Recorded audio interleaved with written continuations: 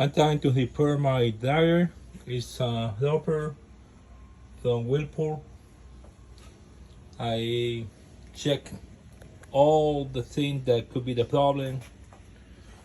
I'm getting voltage, good voltage on all of them, 120 and 240. I check the thermal fuse right here.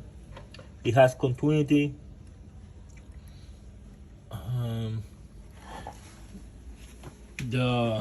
When I connect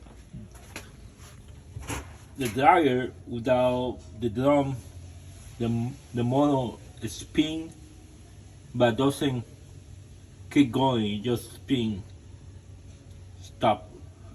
So the door switch is good. I check the switch right here. The latch is good on the door. I don't know what else to check. When I put everything together, it makes this humming sound, but that's it. The issue, I don't know what the issue is. Maybe I bought a new one. It does the same. It's the same problem. It just hums and it doesn't start. If anyone have any question, any solution to this problem, just I would be very grateful if someone posts some solutions. Thank you.